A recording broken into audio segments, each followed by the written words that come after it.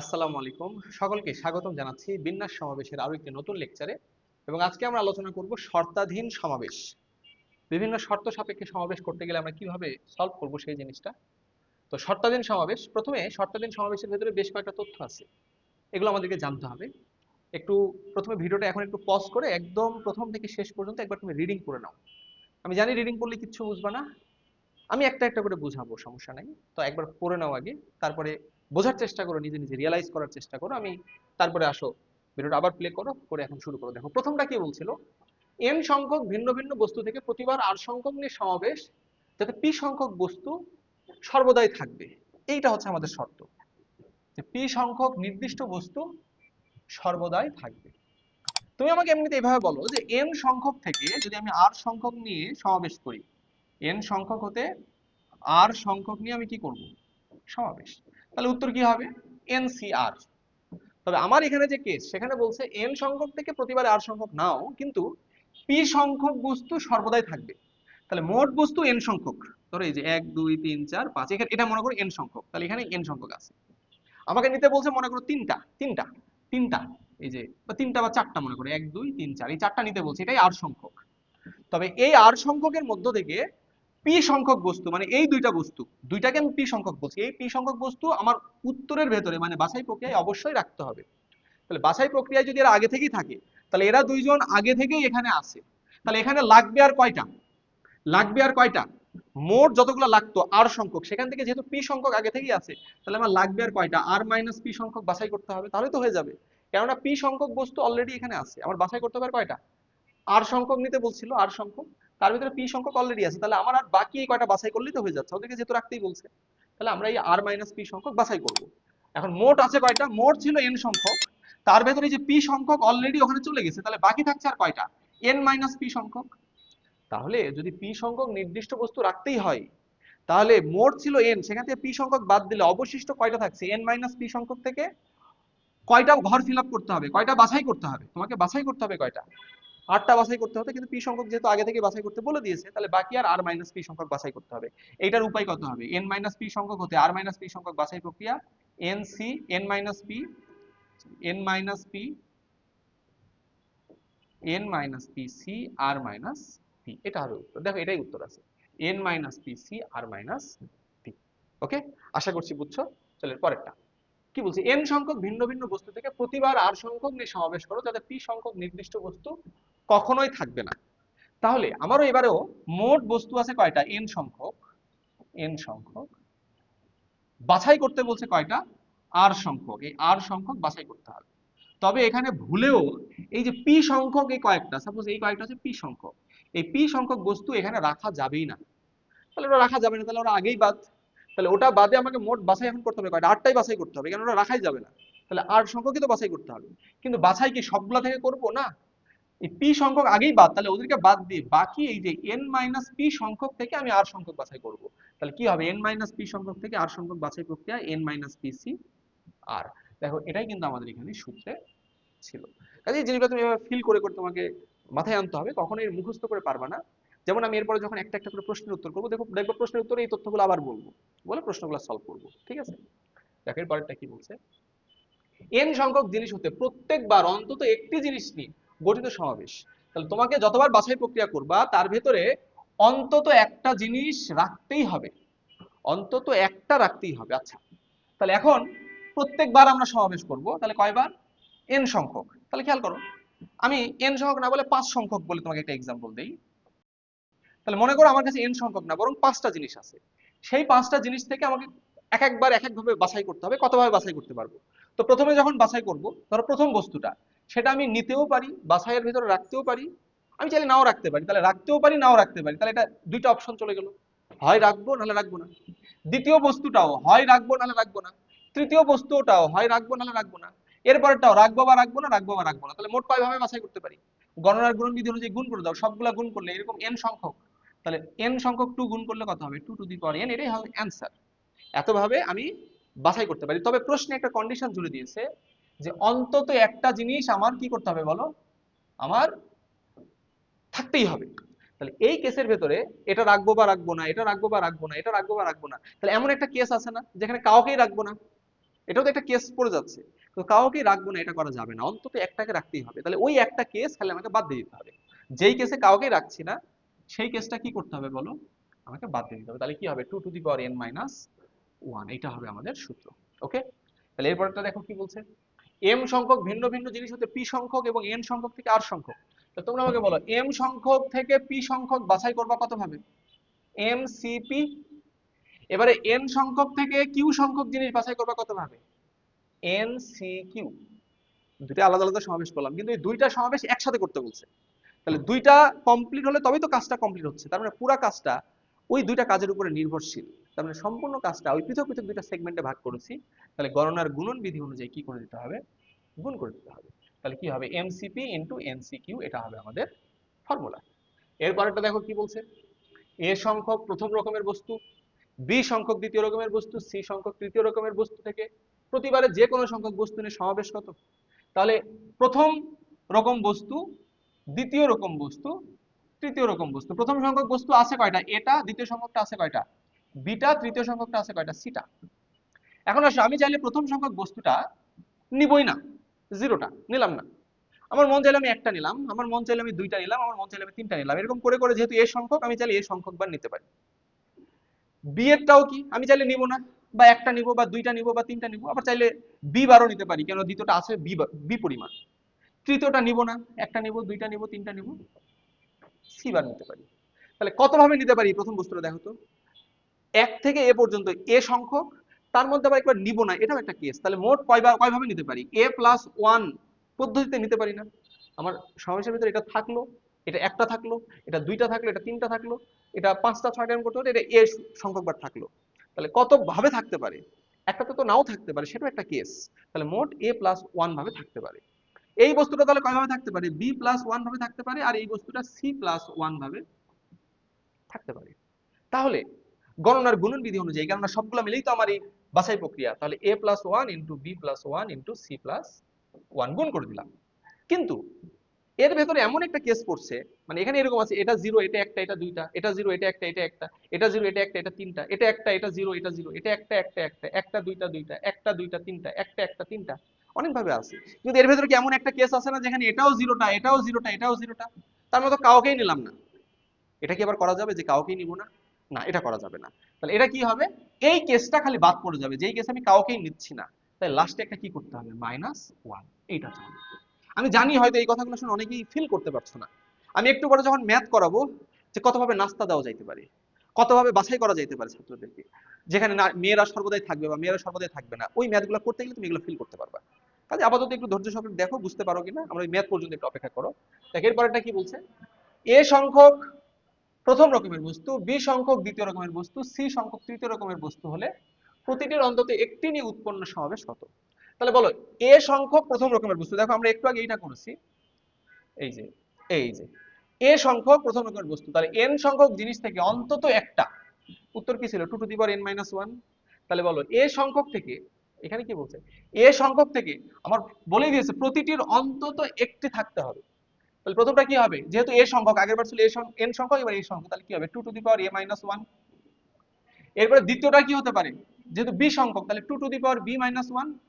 তৃতীয়টা কি হবে 2c-1, আর এই সবগুলা কি হয়ে যাবে বলো, গণনার গুণন বিধি অনুযায়ী গুণ। কেননা আগের বার শুধু একটা কেস ছিল, এবারে তিনটাই করতে বলছে।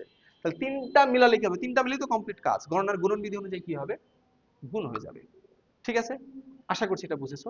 চলো আমরা পরের প্রশ্নে যাই। কি বলছে, m+n+p সংখ্যক বিভিন্ন জিনিস থেকে m, n ও p সংখ্যক জিনিস নিয়ে বিভক্ত করার সমাবেশ সংখ্যা হচ্ছে এইটা। তো এইটা দেখে অনেকের মাথায় হয়তো ঢুকছে না। আমি তিনটা না দিয়ে দুইটা দিয়ে তোমাকে এক্সাম্পল দিই, তিনটা আমরা মুখস্থ রাখবো একই প্যাটার্ন ফলো করে। মনে করো আমার কাছে m+n+p না, বরং m+n সংখ্যক বস্তু আছে, m+n সংখ্যক, এটা মোট আছে। সেখান থেকে আমার m সংখ্যক বাছাই করতে হবে, n সংখ্যক বাছাই করতে হবে। তাহলে এখান থেকে m ও n সংখ্যক বাছাই করব, m ও n সংখ্যক বাছাই করে দুইটা ভাগ করব আর কি। তাহলে এখন বলো, আমাকে কি দুইটাই বাছাই করার প্রয়োজন আছে? আমি যদি মোট তো m+n, সেখান থেকে মোট মনে করো 10টা, সেখান থেকে যদি আমি 6টা বাছাই করি, তাহলে বাকি 4টা কি অটোমেটিক বাছাই হয়ে যাচ্ছে না? 6টা বাছাই করার মানে কি, বাকি 4টা অটোমেটিক হয়ে যাচ্ছে। ধরো 6টাকে আমি এই বক্সে ঢোকাবো, তাহলে বাকি 4টা তো অটোমেটিক এই বক্সে যাবে নাকি? এটার জন্য আবার 4টাকে বাছাই করতে হবে না? এইটা বাছাই করলেই হয়ে যাচ্ছে। তাহলে আমার এই কেসে m সংখ্যক বাছাই করব, m plus n C m, এটা হবে সূত্র। আর এটার জন্য উত্তর কত হবে? 1। কেন? বাছাই আলাদাভাবে করার দরকার নাই। তুমি এই মোড থেকে যখন m সংখ্যক বাছাই করেছো, n সংখ্যক বাকিটা অটোমেটিক হয়ে গিয়েছে, তাহলে ইনটু কত হবে? 1। তাহলে এটা মানে কি বলতো? m plus n factorial divided by কি হবে? m plus n minus m factorial m factorial. ঠিক, এই যে এটা মাইনাস এটা ফ্যাক্টোরিয়াল, তাহলে কি হচ্ছে? m plus n factorial divided by m factorial n factorial. এই যে m ফ্যাক্টোরিয়াল আর এখান থেকে কাটাকাটি হয়ে কি থাকছে? n factorial. তাহলে এটাই হচ্ছে আমাদের সূত্র।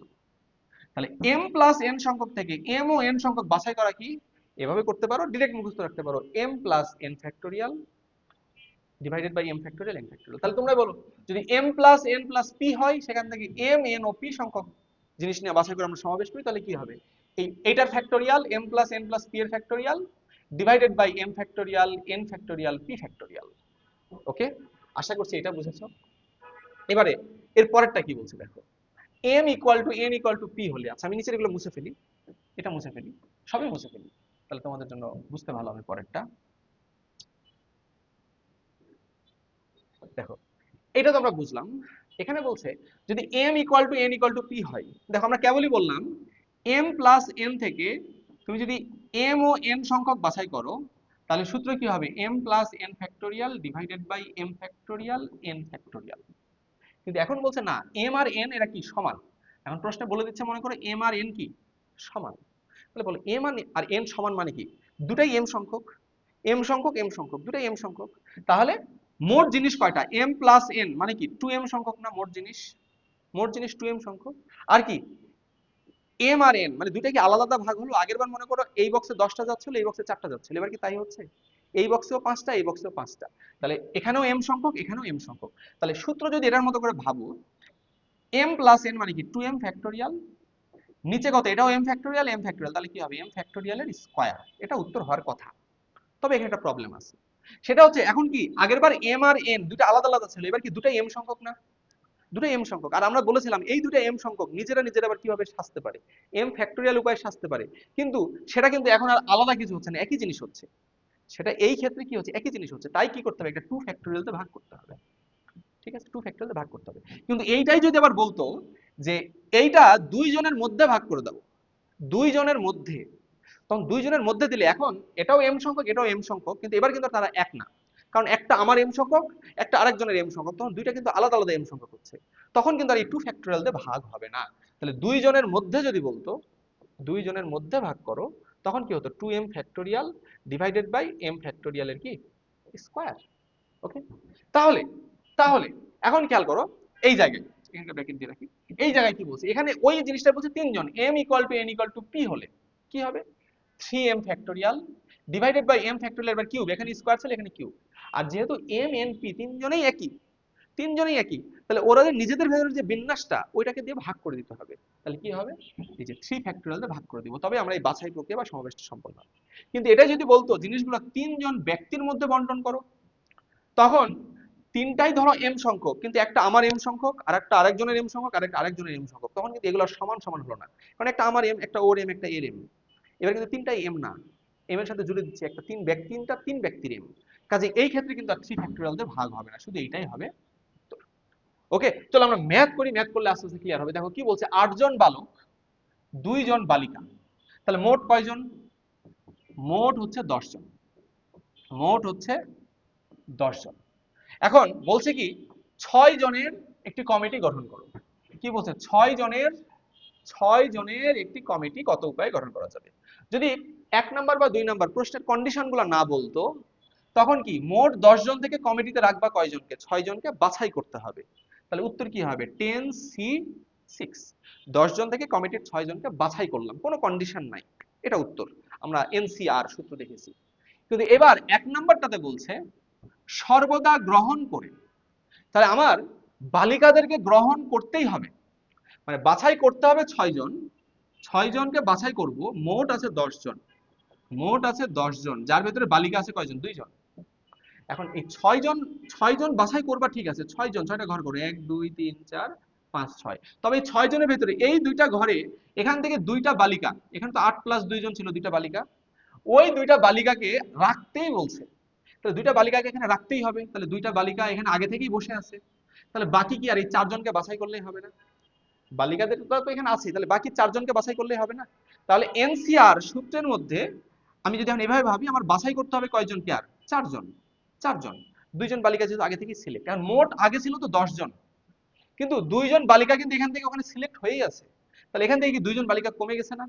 তাহলে এখানে কি হবে? 8 আর 8 জন থাকছে, মানে বাকি 8 জন বালিকা বাদ দিয়ে বাকি 8 জন থেকে বাকি 4 জনকে বাছাই করব। তবে এটাকে আমরা এভাবে লিখবো, মোট 10 জন ছিল, যেহেতু 2 জন বালিকাকে গ্রহণ করতেই বলছে, তাহলে ওই 2 জন বালিকাকে বাদ দাও। সি, যেহেতু 6 জনের টিম কিন্তু 2 জন বালিকা আগে থেকে সিলেক্টেড, তাহলে 6 - 2, দেখো এটা হবে অ্যানসার। দেখো এটাই কি আমরা ওই প্রথম সূত্রে শিখেছিলাম না, n - r c n - p c r - p, সেটাই কিন্তু এটা। এবারে দেখো 2 নাম্বারটাতে কি বলছে?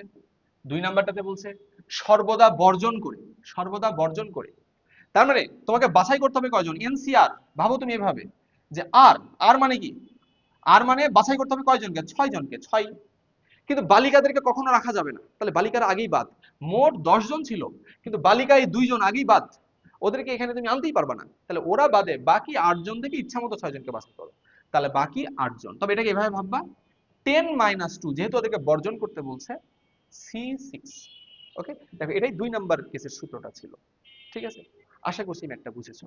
চলো এর পরের প্রশ্নটা কি বলছে। আটটি আটটি প্রশ্নের আটটি প্রশ্নের আটটি প্রশ্নের প্রতিটিতে একটি করে বিকল্প প্রশ্ন আছে। কতভাবে এক বা একাধিক প্রশ্ন বাছাই করা যেতে পারে? দেখো এখানে কি হবে, মোট প্রশ্ন কয়টা? 8টা। মোট প্রশ্ন কয়টা? 8টা। মোট প্রশ্ন কয়টা? 8টা। এখন এই 8টা প্রশ্নের উত্তর, প্রত্যেকটা প্রশ্নের 1 নাম্বার প্রশ্নের একটা আছে, এটা প্রশ্ন, বিকল্প দিয়ে আরেকটা প্রশ্ন আছে, বিকল্প দিয়ে আরেকটা প্রশ্ন, মানে 1 নাম্বার প্রশ্ন এটাও করা যাবে, এটাও করা যাবে। 2 নাম্বার প্রশ্ন বিকল্প আছে, প্রত্যেকটা প্রশ্নে কি আছে? একটি করে বিকল্প আছে। এখন আমি চাইলে প্রশ্নের উত্তর করতে পারি, চাইলে প্রশ্নের উত্তর নাও করতে পারি, চাইলে বিকল্পটা করতে পারি। তাহলে আমি প্রত্যেকটা প্রশ্নে কি কি করতে পারি? হয় উত্তর করব, না হয় উত্তর করব না, আর না হলে বিকল্পটা করব। তার মানে প্রত্যেকটা প্রশ্নের জন্য আমার হাতে অপশন আছে কয়টা? 3টা। তাহলে এখানে আমার 3টা অপশন, এখানে 3টা অপশন, এখানে 3টা 3টা 3টা 3টা 3টা 3টা, এতভাবে আমি অ্যান্সার করতে পারি। আমি চাইলে এটাও করলাম না, এটা করলাম না, এটা করলাম না, এটার বিকল্প করলাম, এটা করলাম, এটার বিকল্প, এটা করলাম না, করলাম না। প্রত্যেকটা যেহেতু 3টা করে কেস, তাহলে উত্তর কত হবে? 3⁸। তবে এর ভেতরে এমন একটা কেস আছে যেখানে আমি এটাও করলাম না, এটাও করলাম না, এটাও করলাম না, এটাও করলাম না, এটাও করলাম না, এটাও এটাও এটাও কোনোটাই করলাম না। প্রশ্নে কিন্তু আবার বলে দিয়েছে এক বা একাধিক প্রশ্ন বাছাই করতেই হবে, মানে মিনিমাম একটা বাছাই করতেই হবে। তার মানে যেই কেসে তুমি কাউকে বাছাই করছো না, সেই কেসটা আমার বাদ চলে যাবে। তাহলে এইটা হবে কি আমার অ্যান্সার। ওকে, মানে আমার বাছাই একটা করতেই হবে, মানে একটা মিনিমাম করতেই হবে, সেটা বিকল্প করো বা অ্যান্সার করো, কোনোটাই করলা না, এটা করা যাবে না। তাই লাস্টে একটা -1। ঠিক আছে, দেখো এরপরে কি বলছি, এক ব্যক্তির 6 জন বন্ধু আছে, সে কত প্রকারে এক বা একাধিক বন্ধুকে নিমন্ত্রণ করতে পারে? তাহলে ধরো কয়জন বন্ধু আছে? 6 জন। তো ধরো 6 জন বন্ধুর জন্য 6টা ঘর করলাম। এখন আমি চাইলে প্রথম বন্ধুকে ইনভাইট করতেও পারি, নাও করতে পারি। আমার কিন্তু বলা নাই 6 জনকে ইনভাইট করতে হবে। 4 জনকে ইনভাইট করো, 3 জনকে করো, 2 জনকে করো, প্রথম জনকে করো, লাস্টের জনকে করো, বাকিদেরকে করো না। প্রথম জন একে করো, বাকিদেরকে করো না। এদের 3 জনকে করো, এদের 3 জনকে করো না। একে একে লাস্টের 3 জনকে করো, মাঝের 3 জনকে করো না। বিভিন্ন ভাবে তুমি বাছাই করতে পারবা। তবে একে করলাম বা একে করলাম না, তাহলে এখানে প্রথম বন্ধুকে আমি 2 ভাবে সিলেক্ট করতে পারি, পরেরটাকেও 2 ভাবে, পরেরটাকেও 2 ভাবে, পরেরটাও 2, পরেরটাও 2, পরেরটাও 2। গণনার গুণন বিধি অনুযায়ী যদি গুণ করো, তাহলে কি হবে? 2⁶। 2⁶, তাহলে 2⁶ উপায়ে তুমি নিমন্ত্রণ করতে পারবা। তবে আমার কিন্তু বলেছে এক বা একাধিক বন্ধুকে নিমন্ত্রণ করতেই হবে, মানে ধরো ওর এরকম একটা মানত আছে যে একজনকে ইনভাইট করতেই হবে বাসায়, বা 2 জনকে করতে পারে, 6 জনকেও করতে পারে, কিন্তু একজনকে করতেই হবে। কাউকে যে করবে না, দেখো এর ভেতরে কিন্তু এমন একটা কেস আছে যেখানে কাউকে ইনভাইট করে নাই, ওই কেসটা কিন্তু তাহলে কি করতে হবে? বাদ দিতে হবে। তাহলে লাস্টে একটা -1 করে দিতে হবে। কেন -1? যে কাউকে ইনভাইট করলাম না, এই কাজটা করা যাবে না, ওই কেসটা তাই বিয়োগ করে দিলাম। ঠিক আছে, দেখো এরপরেরটা কি বলছে। 12টি ব্যঞ্জনবর্ণ, 5টি স্বরবর্ণ হতে 3টি ব্যঞ্জনবর্ণ, 2টি স্বরবর্ণ মিলে কতগুলো শব্দ গঠন করা যাবে? তাহলে আমাকে কি বলছে? 5টি ব্যঞ্জনবর্ণ হতে 3টি ব্যঞ্জনবর্ণ, তাহলে কি 5C3, 5টা থেকে 3টা বাছাই করলাম, ইনটু 5টা স্বরবর্ণ থেকে 2টা স্বরবর্ণ, তাহলে কি 5C2 বাছাই করলাম, শেষ। ওই যে আমরা দেখলাম এনসিপি ইনটু এমসিকিউ, হ্যাঁ ওইটা। কিন্তু এখানে কিন্তু আবার খালি বাছাই করতে বলে না, এখানে কি বলেছে, শব্দ গঠন। তাহলে শব্দ গঠন করা মানে কি, বিভিন্নভাবে শব্দ গঠন করা যায় না, এবিসি আবার সিএবি সিবিএ, তাহলে কিন্তু এখানে বিন্যাস চলে আসছে। মানে এই প্রশ্নে আসলে আমাকে বিন্যাস করতে বলছে। আর আমরা এর আগে একটা সূত্র দেখেছিলাম, বিন্যাস ইকুয়াল টু কি ছিল বলো, আগে সমাবেশ করব, সমাবেশ করে তার সাথে কি, যে কয়টা জিনিস তারা যদি ভিন্ন ভিন্ন হয় তাহলে আর ফ্যাক্টরিয়াল দিয়ে গুণ করে দিব। আমরা দেখেছিলাম এর আগের ক্লাসে। তাহলে এখানে মোট এখান থেকে 3টা বাছাই করেছো, এখান থেকে 2টা বাছাই করেছো, মোট 5টা বাছাই করেছো। তাহলে লাস্ট একটা কি করতে হবে, 5 ফ্যাক্টরিয়াল, এটাই কি হবে আমাদের অ্যান্সার। ঠিক আছে, আশা করছি সবাই বুঝেছো। চলো এরপরের প্রশ্ন দেখো কি বলছে, মিষ্টি 4টা, কলা 3টা, আপেল 2টা, কত উপায়ে নাস্তা পরিবেশন করা যাবে। ধরো আমার বাসায়, হ্যাঁ গরিব মানুষ, কিছু নাই, মিষ্টি আছে 4টা, আমি একটু আগে একটা বক্স করে ফেলি।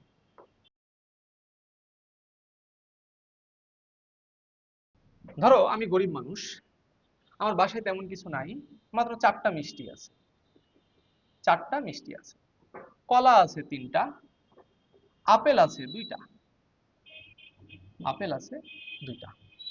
ঠিক আছে, তাহলে মিষ্টি 4টা, কলা 2টা, আপেল 2টা। আমি গরিব মানুষ, আমার বাসায় এই কয়টা জিনিসই আছে। আমার বাসায় মেহমান এসেছে, তাকে নাস্তা দিতে হবে। তো মনে করো আমি শুধু গরিবই না, আমি কৃপণ মানুষও বটে। এখন আমার বাসায় মেহমান এসে, নাস্তা আমি দিব, কিন্তু আমার মেহমান তো জানে না যে আমার বাসায় এতগুলো জিনিস আছে। আমি মেহমানকে শুধু কলা দিয়ে বিদায় করতে পারি। আমি চাইলে মন যদি একটু ভালো থাকে, আমি মেহমানকে মিষ্টি দিতে পারি। আবার চাইলে মিষ্টি কলা দুটাই দিতে পারি, আবার চাইলে মিষ্টি কলা আপেল সবই দিতে পারি। আবার সংখ্যা আছে, আমি চাইলে মাত্র একটা কলা দিতে পারি মেহমানকে নাস্তা হিসেবে। আবার চাইলে 2টা কলা পরিবেশন করলাম, চাইলে 3টাই কলা দিলাম। না, আমি একটা কলা একটা মিষ্টি দিলাম, একটা কলা 2টা মিষ্টি দিলাম, একটা মিষ্টি একটা আপেল দিলাম, একটা মিষ্টি একটা কলা একটা আপেল দিলাম, 2টা মিষ্টি 2টা কলা 2টা আপেল দিলাম। বিভিন্ন ভাবে কিন্তু আমি নাস্তা দিতে পারি। হ্যাঁ, তো কত ভাবে নাস্তা দিতে পারি সেটা আমাকে বলছে। তাহলে খেয়াল করো, আমি চাইলে মিষ্টি দিলামই না, মিষ্টি 0টা দিলাম, এগুলো দিব, এটা একটা দিব, তাহলে এটা একটা উপায় হতে পারে। মিষ্টি একটা দিব, এটা একটা কেস হতে পারে। মিষ্টি 2টা দিব, হতে পারে। মিষ্টি 3টা দিব, মিষ্টি 4টাই দিব, এটাও হতে পারে। তাহলে মিষ্টি মোট কত ভাবে দিতে পারছি বলতো, 1 ভাবে, 2 ভাবে, 3 ভাবে, 4 ভাবে, 5 ভাবে, মোট 5 ভাবে পরিবেশন করতে পারছি আমি মিষ্টিটাকে। তাহলে মিষ্টি দিতে পারছি 5, আমি 5কে একটু আদর করে 4 + 1 লিখলাম, কোনো সমস্যা নাই। কলা চাইলে আমি 0টা দিব, না কলা আমি একটা দিব, কলা 2টা দিব, কলা 3টাই দিয়ে দিব, মন ভালো থাকলে 3টাই দিয়ে দিলাম, সমস্যা নেই। তাহলে কলা মোট 1 2 3 4 ভাবে দিতে পারছি, তাহলে সেটাকে আমি 3 + 1 লিখলাম। এবারে আপেল, আপেল চাইলে 0টা দিব, চাইলে একটা দিব, চাইলে 2টা দিব। তাহলে আপেল দিতে পারি 1 2 3 ভাবে, মানে 2 + 1 ভাবে। ঠিক আছে, এবারে গণনার গুণন বিধি অনুযায়ী, মানে আমাকে তো 3টাই দিতে হবে নাস্তায়, এটা 0টা দাও, এটা 0টা দাও, তাহলে তো দিতে হবে। তো 0টা দিচ্ছ, 0টা দিচ্ছ, এটার একটা দিচ্ছ, তাহলে দিচ্ছ, তাহলে 3টাই কি করবা, গুণ করবা। তাহলে 4 + 1, 3 + 1, 2 + 1। মানে তুমি এইভাবে লিখবা তা না, তুমি একদম পাঁচই লিখবা। মানে আমি এটা একবার লিখছি সূত্রের মতো করে সাজানোর জন্য। এখন বলো তো, এখানে একটা সমস্যা হয়ে গেছে। এর ভেতরে আমি এমন একটা নাস্তা দিয়েছি, ধরো আমি নাস্তা তো এইভাবে দিব, এটা 0টা, এটা 0টা, এটা একটা দিলাম, বা এটা 2টা দিলাম, কিন্তু কিছু তো দিতে হবে নাস্তায়। এটা 0টা, এটা 0টা, এটা 0টা, এটাও কিন্তু এর ভেতরে আছে। এখন তুমি 3টাই 0টা দিলা, এটা কি কোনো নাস্তা হলো? নাস্তায় তো তোমাকে কিছু না কিছু দিতে হবে রে ভাই। সবগুলা 0টা করে দিয়ে দিলে এটা তো নাস্তা হতে পারে না। তাহলে এই যে সবগুলা 0টা দিচ্ছ, এই একটা নাস্তার উপায়টা বাদ দিয়ে দিতে হবে, এটা তো নাস্তার উপায় হতেই পারে না। লাস্টে জাস্ট কি করতে হবে, একটা বিয়োগ 1 করতে হবে, কেননা এই নাস্তার উপায়টা আমাকে কি করতে হবে, বাদ দিতে হবে। ঠিক আছে, আশা করছি এটা বুঝেছো। চলো এর পরের প্রশ্নটা কি বলছে, 52টি দাস 4 ভাগে ভাগ করা যায় কত উপায়। ওই যে লাস্টের কেসটা আমরা যেটা দেখলাম, তো মোট কয়টা, 52টা, 4 ভাগে ভাগ করতে বলছে। তাহলে যখন 4 ভাগে ভাগ করতে হবে, তখন একটা এক্সট্রা 4 ফ্যাক্টরিয়াল দিয়ে ভাগ করতে হবে। কেন? কেন 4টা ভাগ, ওরা তো সেম সেম ভাগ, একই জিনিস, তাহলে ওদের নিজেদের ভিতরে বিন্যাস 4 ফ্যাক্টরিয়াল দিয়ে ভাগ করে দিতে হবে। তাহলে মোট কয়টা, 52টা। তাহলে 52 ফ্যাক্টরিয়াল ডিভাইডেড বাই, প্রতি ভাগে কয়টা করে যাচ্ছে, তাহলে 4 দিয়ে ভাগ করলে, কিন্তু 4 ভাগ করলে 13টা করে। তাহলে 13 ফ্যাক্টরিয়াল, এর পাওয়ার কত দিবা, 4 দিবা। আমরা কিউবের মানে 3টার করেছিলাম তখন কিউব দিয়েছিলাম, 2টার করলে স্কয়ার দিয়েছিলাম, তাহলে 4টার হলে পাওয়ার 4। আর যেহেতু 4 ভাগে ভাগ করছো, তাহলে 4টাই সেম ভাগ, একই জিনিস, ওদের নিজেদের ভিতরে বিন্যাসটা কি করতে হবে, বাদ যাবে। তাহলে ওটা 4টা বিন্যাসের 4 ফ্যাক্টরিয়াল, তাহলে 4 ফ্যাক্টরিয়াল ভাগ করে দিতে হবে। এবার পরেরটা বলছে কি, 4 জনের মধ্যে, এবার কিন্তু আর এই 4 ফ্যাক্টরিয়াল দিয়ে ভাগ হবে না। কেন হবে না, আগে লিখি, দেখো 52 ফ্যাক্টরিয়াল ডিভাইডেড বাই 13 ফ্যাক্টোরিয়ালের পাওয়ার 4। এটা আর ভাগ হবে না কেন? কেননা এবার পরিমাণগুলো সেম হলেও চারটা কিন্তু চারজনের, এই ভাগটা আমার, এই ভাগটা ওর, এই ভাগটা এর, তাহলে এরা আলাদা আলাদা বলে বিবেচিত হবে। ঠিক আছে, আশা করছি এটা সবাই বুঝতে পেরেছে। তো আজকের ক্লাসটা এই পর্যন্তই। সকলে ভালো থাকো। আসসালামু আলাইকুম।